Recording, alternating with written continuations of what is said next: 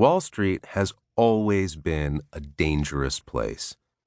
Firms have been going in and out of business ever since speculators first gathered under a buttonwood tree near the southern tip of Manhattan in the late 18th century. Despite the ongoing risks, during great swaths of its mostly charmed 142 years, Goldman Sachs has been both envied and feared for having the best talent, the best clients, and the best political connections, and for its ability to alchemize them into extreme profitability and market prowess. Indeed, of the many ongoing mysteries about Goldman Sachs, one of the most overarching is just how it makes so much money, year in and year out, in good times and in bad, all the while revealing as little as possible to the outside world about how it does it. Another equally confounding mystery is the firm's steadfast, zealous belief in its ability to manage its multitude of internal and external conflicts better than any other beings on the planet. The combination of these two genetic strains, the ability to make boatloads of money at will and to appear to manage conflicts that have humbled, then humiliated lesser firms, has made Goldman Sachs the envy of its financial services brethren. But it is also something else altogether. A symbol of immutable global power and unparalleled connections, which Goldman is shameless in exploiting for its own benefit, with little concern for how its success affects the rest of us. The firm has been described as everything from a cunning cat that always lands on its feet to, now famously, a great vampire squid wrapped around the face of humanity, relentlessly jamming its blood funnel into anything that smells like money, by Rolling Stone writer Matt Taibbi. The firm's inexorable success leaves people wondering, is Goldman Sachs better than everyone else? Or have they found ways to win time and time again by cheating? But in the early 21st century, thanks to the fallout from Goldman's very success, the firm is looking increasingly vulnerable. To be sure, the firm has survived plenty of previous crises, starting with the Depression when much of the firm's capital was lost in a scam of its own creation, and again in the late 1940s when Goldman was one of 17 Wall Street firms put on trial and accused of collusion by the federal government. In the past 40 years, as a consequence of numerous scandals involving rogue traders, suicidal clients, and charges of insider trading, the firm has come far closer, repeatedly, to financial collapse than its reputation would attest. Each of these previous threats changed Goldman in some meaningful way and forced the firm to adapt to the new laws that either the market or regulators imposed. This time will be no different.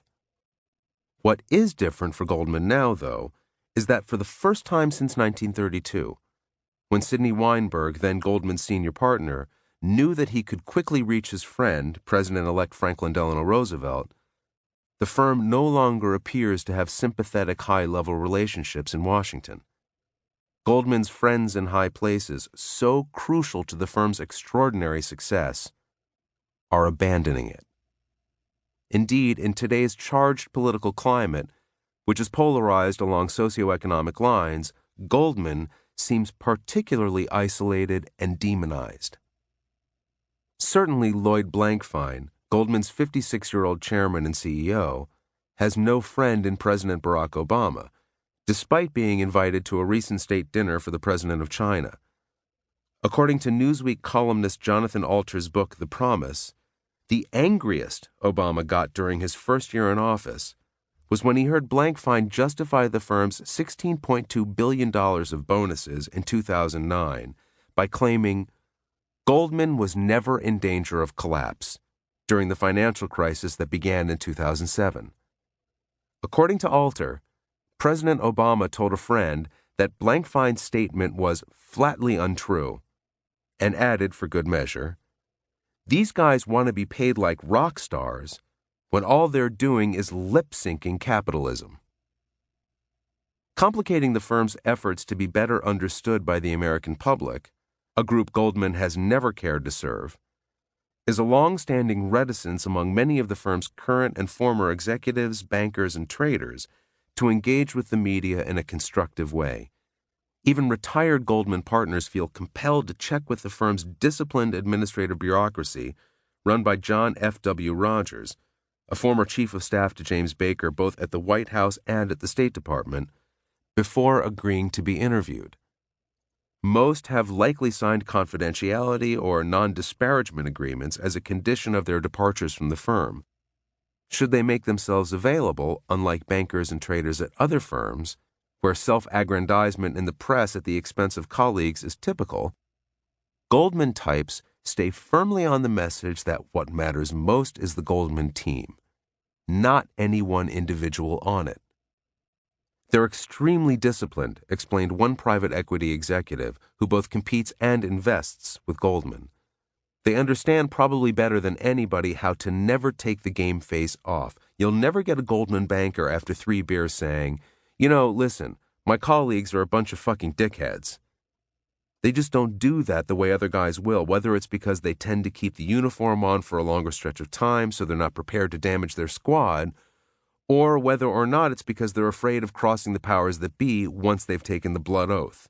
They maintain that discipline in a kind of eerily successful way.